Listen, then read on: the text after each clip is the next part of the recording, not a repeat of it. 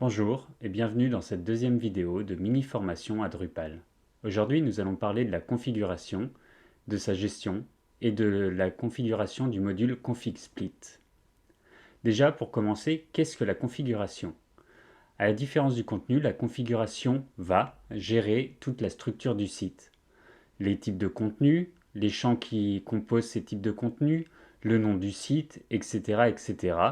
À la différence du contenu qui va être créé par l'utilisateur directement sur le site internet, on va parler là des nœuds, donc par exemple les éléments de contenu, des articles, des posts de blog, les commentaires postés sur le site, ça peut être aussi les images, etc., etc.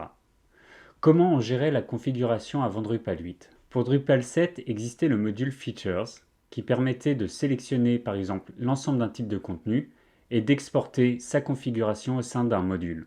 Ce module était ensuite possible d'être réimporté sur un autre environnement pour ajouter ou créer de nouveaux champs.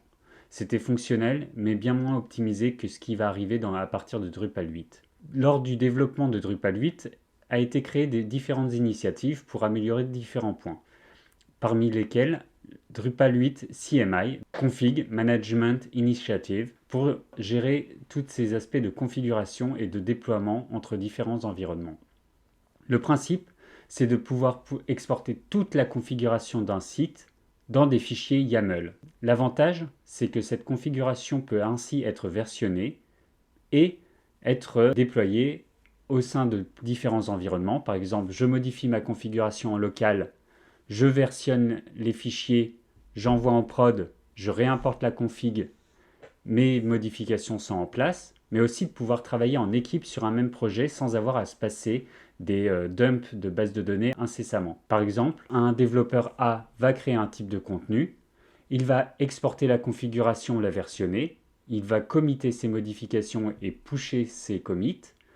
Il va pouvoir dire au développeur B, tiens, récupère mes modifications, j'ai créé un nouveau type de contenu. Le développeur B va faire un git pull pour récupérer les modifications, va faire un config import et automatiquement, le type de contenu créé par le développeur A sera aussi créé par le développeur B.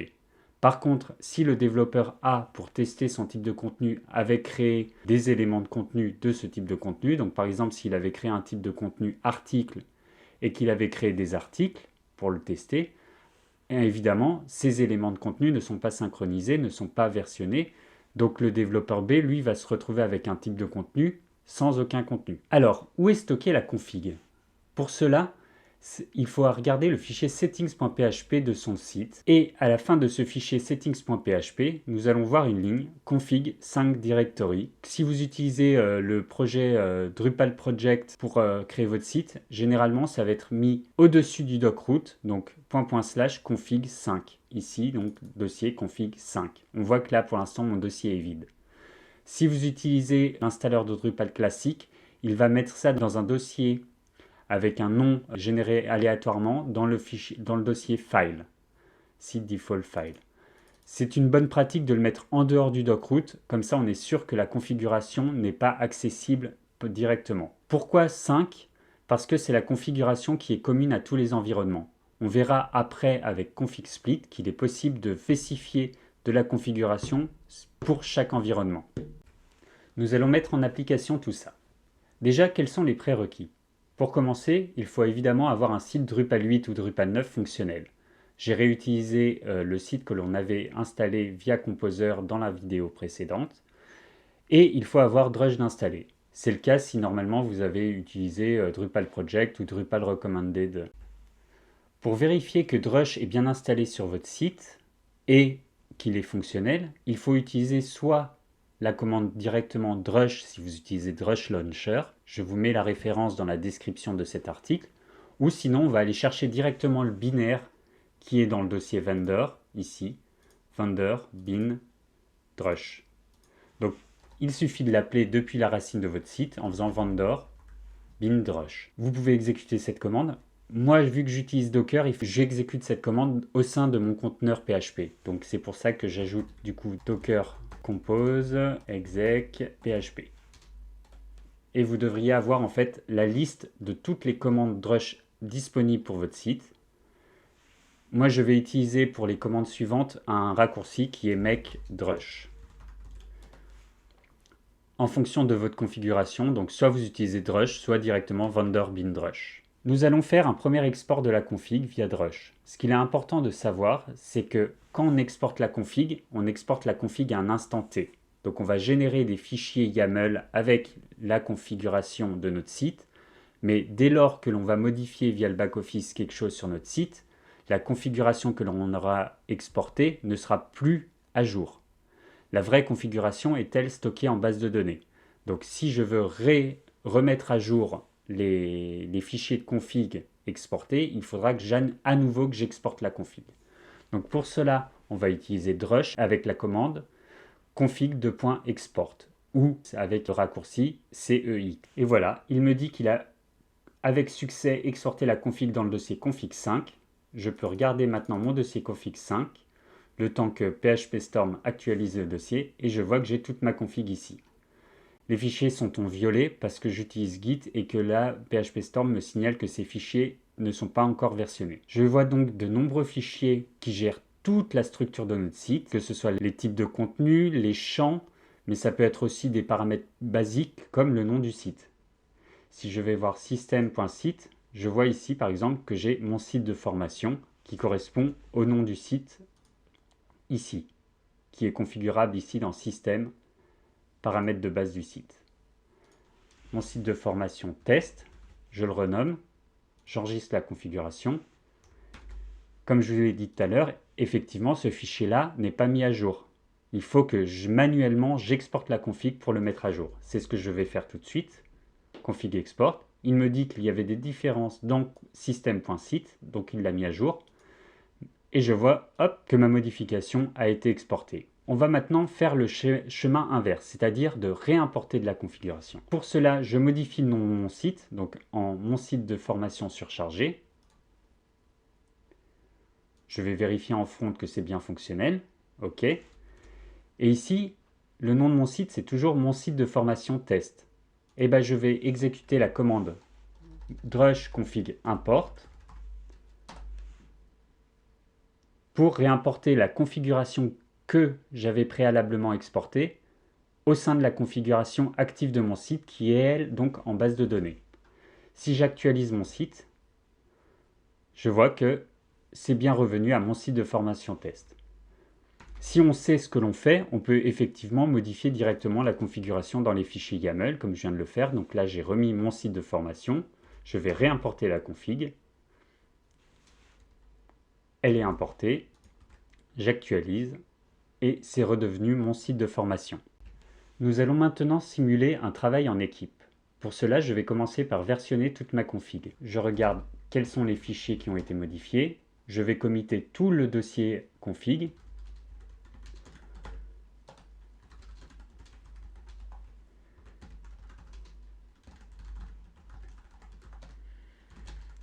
Je push sur mon dépôt. Si j'actualise, je vois que le dernier commit est export de la configuration et que j'ai dans config 5 toute la config.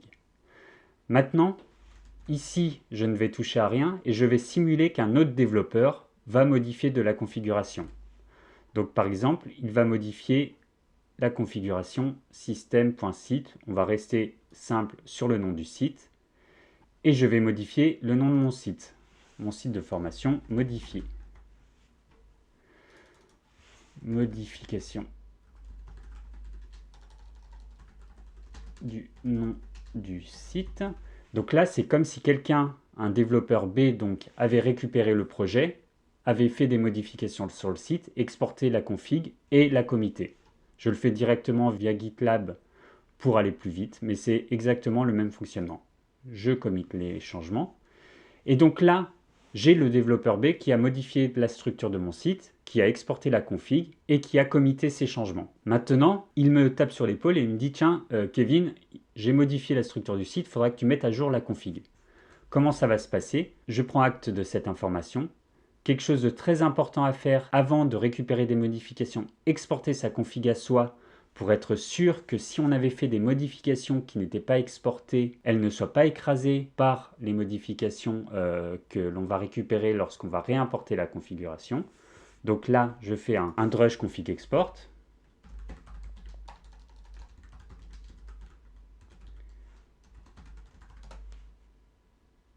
Je vois que j'ai aucune modification, très bien. Git pull. Je vois que le fichier system.site a été modifié. Et maintenant, je vais réimporter la configuration qui a été modifiée par le développeur B. Donc drush config import.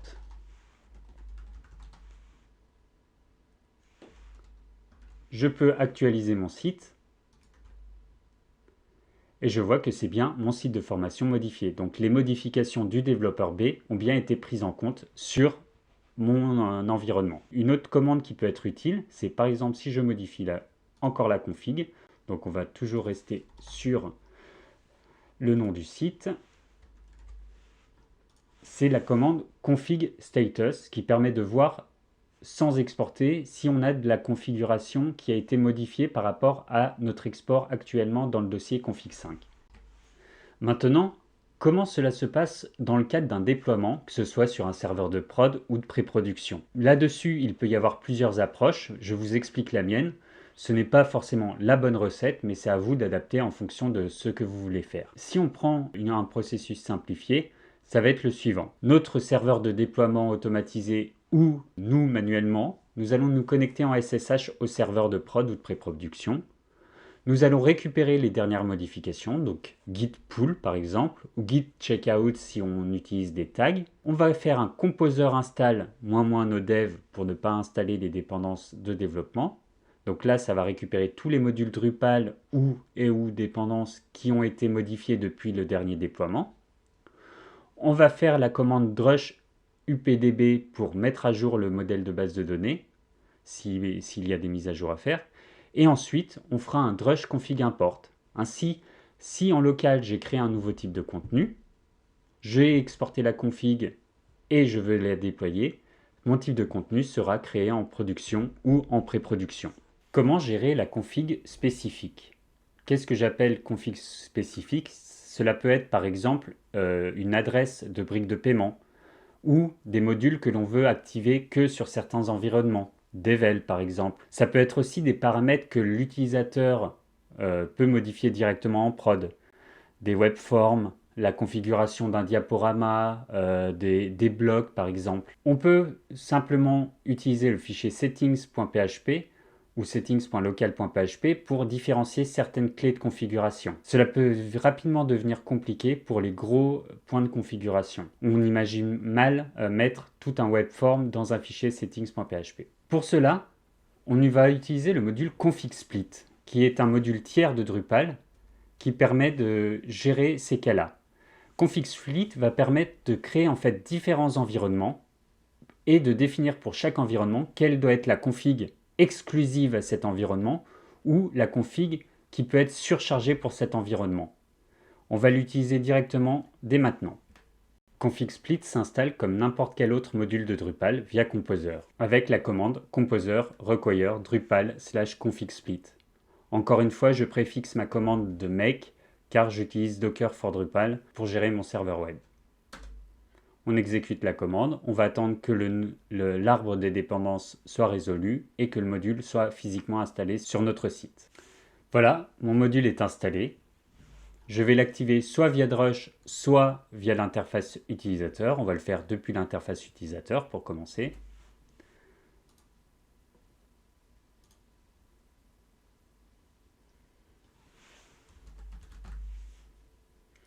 Configuration split, je l'installe. Il a une dépendance qui a été automatiquement téléchargée via Composer. J'accepte qu'il l'installe avant d'installer config split. Et maintenant, je vais aller configurer mes environnements avec une configuration différente. Donc, cela se passe dans le menu Configuration, Développement, Configuration Split Settings. Ici, il me dit qu'il n'a pas encore d'environnement. Qu'est-ce qu'un environnement? Ça va être la prod, la pré-prod, le dev. En fait, chaque endroit où est installé notre site qui nécessite une configuration différente. Je vais commencer par faire une configuration de développement. je vais l'appeler dev, ou même développement. Je vais lui mettre un nom machine plus simple, dev. Et ensuite, on se retrouve avec différents paramètres.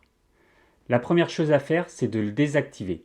Et ça, je vous conseille de le faire pour chaque environnement. Qu'est-ce qui se passe si on le laisse activer? Alors, cet environnement de config split sera installé partout, ce qui est complètement contraire à ce que l'on veut. Nous, on veut activer l'environnement de développement que lorsqu'on est en développement.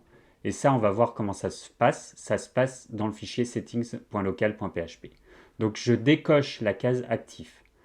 Ensuite, on a deux sections. La section Complete Split et la section Conditional Split. Complete Split, c'est la configuration qui doit être exclusive à notre environnement. Ici, par exemple, si je sélectionne un module, alors ce module ne sera installé qu'en développement. C'est très pratique, par exemple, pour le module Devel, que je vais cocher ici. Cela permettra d'installer automatiquement le module Devel lorsqu'on est en développement, mais qu'il ne soit pas installé en production. On peut sélectionner aussi des clés de config qui correspondent en fait au fichier que l'on a ici,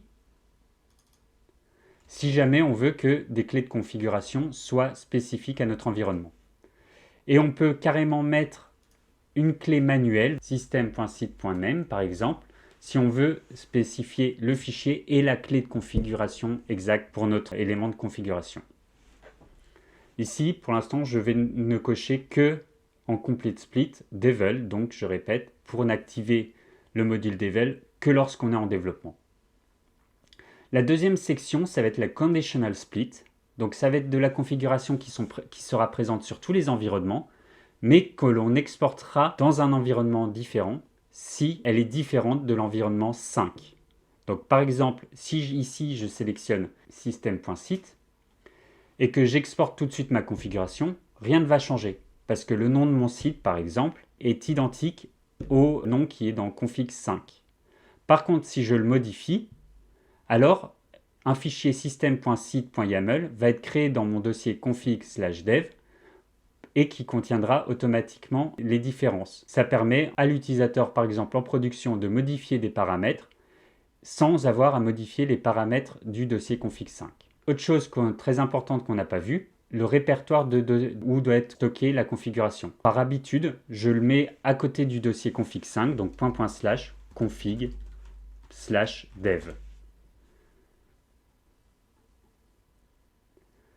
J'enregistre. Il me dit que le dossier config dev n'est pas existant, donc je vais le créer. Et je vois que l'environnement développement n'est pas activé. Je l'activerai après. Je vais tout de suite créer l'environnement de production aussi. Donc, production. Que je vais mettre dans .config/prod. Je vais le renommer le nom système en prod. Et ici, je vais autoriser que l'utilisateur puisse changer le nom du site sans que ça impacte la config 5. System.site. Évidemment, c'est un exemple. On fait ça pour des paramètres qui sont vraiment utiles. Par exemple, donc l'URL d'une brique de paiement ou les paramètres d'accès à un web service si on a des paramètres différents en prod et en pré-prod, etc., etc. J'enregistre. Pareil, il me dit que les dossiers config prod n'existent pas, donc je vais les créer les deux. Donc, new directory dev et prod. Ok, j'ai créé mes deux dossiers. Maintenant, je veux activer l'environnement config dev en local. Je vais pour cela modifier mon fichier web site default settings.local.php. Donc ce fichier, je le répète, est spécifique à mon environnement de développement. Il n'est pas versionné, on voit qu'il est en jaune. Et ce fichier qui va être différent en local, en prod, en pré-prod, et donc de spécifier des points de config différents entre les différents environnements. On voit que j'ai déjà la ligne de commenter. Je vous la remettrai dans la description de cet article. Et je spécifie donc config split.dev status true pour activer explicitement l'environnement de développement pour mon site en local. J'actualise ici mon site et je vois que développement est actif et marqué overwritten, donc surchargé, c'est-à-dire que par défaut il n'est désactivé, mais là je l'ai activé manuellement, explicitement dans mon fichier settings.local.php. Une chose que vous avez peut-être remarqué mais que j'ai oublié de faire, c'est l'environnement de production. J'ai oublié de le désactiver, on voit qu'il est actif ici, donc je le modifie et je vais dire qu'il n'est pas actif. Je peux maintenant exporter ma config pour voir ce que cela va donner. Donc j'ai mes dossiers dev et prod qui sont vides. Je fais un config export. Et le temps que PHP Storm détecte qu'il y a des modifications dans le fichier, je vois maintenant que les paramètres de devel ici ont été exportés dans le config dev. Nous allons maintenant voir comment cela se passe dans un cas réel. Je vais utiliser cela mon site perso, kagot.net, et nous allons voir comment il est configuré. J'ai deux environnements de config split définis, un environnement de développement et un environnement de production. Je vois ici je suis en local et que mon environnement de développement est activé. Je rappelle qu'il est activé dans un fichier settings.local.php. Ici, on peut le voir ici. Donc configsplit.configsplit.dev. Je rappelle que la clé dev n'est pas anodine, c'est celle qui correspond au machine name ici. Et que du coup l'environnement production est lui activé en production. Ici je suis connecté sur le terminal sur mon serveur de production. Je vais afficher le contenu du settings.local.php et on voit que l'environnement prod est activé ici. Je peux le vérifier via le back-office de mon site en production. On voit que l'environnement prod est actif ici quand je suis en production. Je vais retourner en local et je vais dire que je veux qu'en production, le nom du site puisse être modifié sans impacter le dossier de configuration 5. Donc j'ai toutes mes clés de config. Je vais aller dans Conditional Split et je vais sélectionner System.site.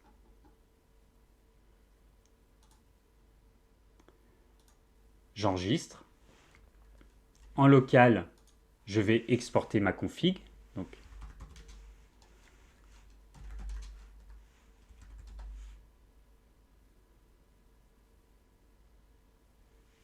il me dit qu'il a juste mis à jour donc, la configuration de mon environnement de production. Je vais committer.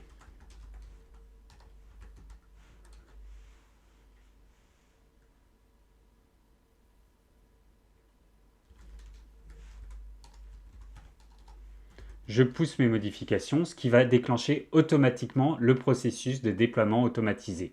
Mon déploiement automatisé est en cours. On voit les différentes tâches qui s'exécutent ici. En quoi elles consistent? Il y en a deux qui sont importantes. Je fais d'abord une vérification qu'aucun fichier physique n'a été modifié sur mon serveur.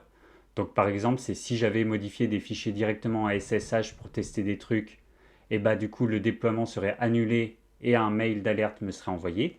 Et je vais aussi vérifier que la config n'a pas été modifiée. Par exemple, que je n'ai pas modifié la structure d'un type de contenu directement en production. Encore une fois, si c'est le cas, le déploiement est annulé et un mail m'est envoyé. Mais alors, comment ça se passe avec la configuration spécifique à l'environnement de production? Car cette configuration est forcément modifiée dans le dossier config/prod. Et bien pour cela, j'ai adopté une technique qui n'est pas forcément la recette qui conviendra à tout le monde, mais cette technique me convient à moi et elle est convenue sur tous les projets que je l'ai utilisés. La recette est simple, je vais exclure du versionnement le dossier config prod. On le voit ici dans le dossier gitignore. Ainsi, quand en production, je vais faire un config export, la config spécifique à l'environnement de production sera exportée dans le dossier config/prod, mais Git ne détectera aucune modification parce que ce dossier n'est pas versionné. Donc si je modifie le nom de mon site, un fichier va être créé dans le dossier config prod et ce fichier ne sera pas détecté comme modifié par Git, ce qui me permet en fait de déployer en toute sécurité. Le process est simple. Avant de récupérer les fichiers, donc de faire un git pull, je fais un config export de toute ma configuration. Ainsi, la configuration qui doit être spécifique en production sera exportée dans le dossier config prod. Je récupère les modifications qui ont été pushées. Je fais les composers install, les updates de base de données et je fais un config import pour modifier ma configuration. Ainsi donc, toute la configuration de config 5 va être importée, mais aussi toute celle qui a été exportée dans config prod. Si mon nom du site a été modifié en production, la modification sera elle aussi réimportée si besoin. Voilà, mon déploiement est exécuté. Je peux voir ici que ma nouvelle configuration pour l'environnement de config split prod a été bien importée en production. Je peux donc maintenant me connecter à mon site en production, modifier le nom de mon site et vérifier que ces modifications sont bien effectives et que surtout, elles ne seront pas écrasées par un autre déploiement. Sur mon site en production, je vais du coup modifier le nom de mon site. On est en production, mais bon, allez, c'est pour le test. Donc, configuration, système, paramètres de base du site, le nom de mon site kagot.net, youhou. Je rappelle, on est en production, hein. Je modifie cette config. Maintenant, en SSH, je vais exporter la config.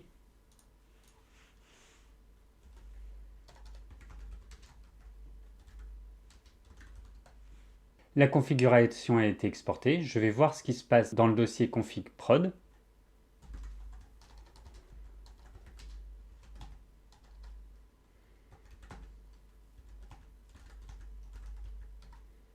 J'ai bien un nouveau fichier qui a été créé, system.site. Ce fichier contient bien le nouveau nom de mon site, kagot.net youhou. Maintenant, si je fais un git status, le git status ne me détecte aucune modification, car le dossier config prod est exclu du versionnement. Les fichiers qui sont présents dedans ne sont pas versionnés, aucune modification n'est détectée. Maintenant, si je refais un config import, le raccourci est CIM, il va me dire que la configuration est identique à celle de production. Maintenant, si je modifie le nom de mon site toujours en production, que je remets kagot.net, alors j'ai modifié la configuration qui est en base de données, mais la configuration exportée est encore différente. Donc ici, je peux la réimporter. Je vous dis que oui, je veux bien réimporter cette configuration. Et mon nom de site devient à nouveau kagot.net youhou. On peut le voir ici, kagot.net youhou. Bon, maintenant on va arrêter les bêtises et on va remettre la config initiale.